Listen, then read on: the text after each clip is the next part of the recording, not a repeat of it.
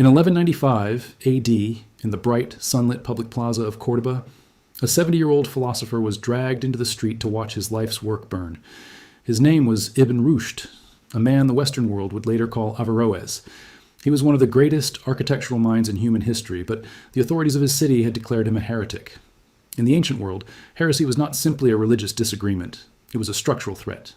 It meant you had engineered an idea so dangerous, so capable of destroying the absolute power of the ruling class, that your mind had to be erased from the earth. They gathered every heavy, leather-bound scroll he had ever written, piled them into the center of the bright courtyard, and set them on fire. To the authorities watching the ash float into the sky, it looked like a victory. They believed they were simply burning paper.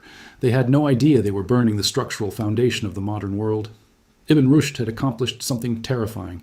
He had taken the cold, physical logic of the ancient Greeks, the strict laws of cause and effect drafted by Aristotle, and built a flawless, architectural bridge between physical science and religious faith. He engineered the exact philosophical blueprint that allowed a human being to study the brutal anatomy of the universe without being executed. The authorities thought they had destroyed that blueprint in the fire, but they were too late. Before the flames were ever lit, exact copies of his manuscripts had been secretly bound, packed into heavy wooden crates, and smuggled onto merchant ships crossing the Mediterranean Sea. Their destination was a dark, intellectually starved continent that had completely forgotten how to read the ancient Greek texts, Europe. When those smuggled Middle Eastern blueprints arrived at the University of Paris, they did not just cause a debate. They triggered an intellectual earthquake. They became the absolute foundational architecture for the entire European Renaissance. The Western world likes to claim it built its own towering skyscrapers of science, logic, and human rights. But physical history tells a much heavier truth. The West did not build its own intellectual house. The blueprints were drafted in the Middle East, smuggled across the water, and Europe simply painted its name on the door. To understand the sheer scale of this theft, you have to look at the most famous ideas in Western history. In 1637, the French philosopher René Descartes uttered the most famous phrase in Western philosophy, "I think, therefore I am." Descartes is credited with discovering the absolute foundation of human consciousness. He argued that even if you doubt your physical body exists, you cannot doubt your own mind, because something has to be doing the doubting. The West crowned Descartes as the father of modern psychology. But Descartes did not invent this architecture. He inherited it. More than 600 years before Descartes was born, a Persian philosopher named Ibn Sina, known to the West as Avicenna, built this exact logical structure. Ibn Sina wanted to prove that the human soul was an elemental reality, completely independent of the physical body. To prove it, he did not use theology. He engineered a brutal physical thought experiment known as the floating man. Imagine a man created in midair, fully grown, but perfectly blindfolded. His limbs are spread apart so they cannot touch each other. He is suspended in an absolute vacuum, where there is no wind to brush against his skin. He has no memories, no sight, no hearing, and no physical sensation of weight or gravity. Ibn Sina stripped away the entire physical world. Then he asked a terrifying question. In this state of absolute sensory deprivation, would this man still know that he exists? The answer is yes. Even without a single biological input, the man would be fully aware of his own awareness. Ibn Sina proved that the core of human identity, the anchor of consciousness, is not bound to the anatomy of the body. You are not your flesh. You are the awareness observing the flesh. This Persian blueprint became the exact foundation the Western world later used to separate the mind from the physical brain.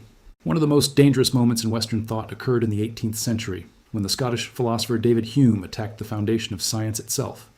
Hume argued that human beings cannot actually prove cause and effect. If you strike a flint and a fire ignites, you believe the strike caused the fire. Hume argued that this is an illusion. You did not observe a physical law. You only observed two events happening in a sequence. This concept, known as skepticism, fractured the absolute certainty of the scientific revolution. The West celebrates David Hume for this brilliant, terrifying observation. But the exact same architectural fracture was engineered 7 centuries earlier in the Middle East.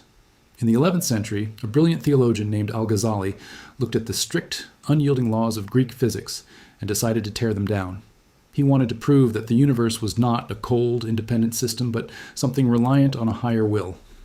Al-Ghazali used the exact same elemental logic that Hume would later claim.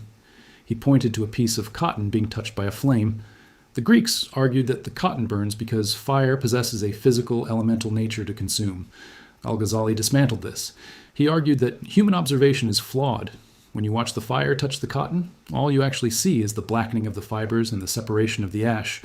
You do not physically see a hidden law of burning transferring from the flame to the cloth. Al-Ghazali argued that there is no structural link between the two objects.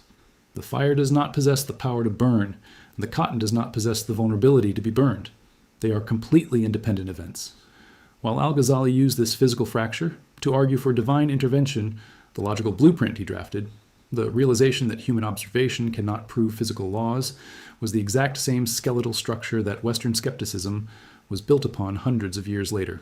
But the greatest architectural achievement of the Middle East was solving the ultimate collision, the violent crash between physical science and religious authority. The modern Western world is built on secularism, the strict separation between physical logic and religious dogma. We believe that a scientist can study the brutal physical anatomy of the universe without being executed. The separation was not invented in Paris or London. It was engineered by the very man we saw burning in the plaza at the beginning of this story, Ibn Rushd. Ibn Rushd, the philosopher we mentioned earlier in the introduction of the video, lived in a dangerous era. He was a master of pure, ruthless logic, but he lived in a society strictly governed by religious text. He saw that philosophy and theology were constantly going to war, and that this friction would eventually destroy human progress. To solve this, Ibn Rushd engineered a radical new blueprint called the double truth. He argued that absolute physical logic and absolute faith are not enemies. They are simply two different languages describing the exact same reality. Philosophy is the language of the intellectual elite, while theology is the language of the masses. Ibn Rushd established a heavy, unbreakable rule. If a physical, logical truth ever contradicts a religious text, it means the religious text must be interpreted as an allegory, not as a physical fact. This was a terrifying, dangerous idea. It stripped religious authorities of their monopoly on the physical universe. It is exactly why his books were burned, why he was exiled, and why his ideas were banned. But ideas, once drafted, are incredibly hard to destroy. When Ibn Rushd's heavy, leather-bound texts were smuggled across the Mediterranean Sea and slipped into the hands of European scholars, they found the exact architectural bridge they needed. Ibn Rushd's logic gave Western scholars, like Thomas Aquinas, the intellectual justification to study physical science, biology, and physics without violating their own religious laws. The European Renaissance was not a sudden, spontaneous birth of genius. It was an inheritance. The Western world built its towering skyscrapers of science, consciousness, and secularism. But the steel girders holding those skyscrapers up, the deep foundations buried in the earth, the blueprints used to construct them were drafted by the scholars of the Islamic Golden Age. We did not build the house ourselves. We simply moved in and painted our names on the door. Thanks for watching. If you enjoyed my videos, please like and subscribe to the channel. This is The Visual Philosopher. See you in another video.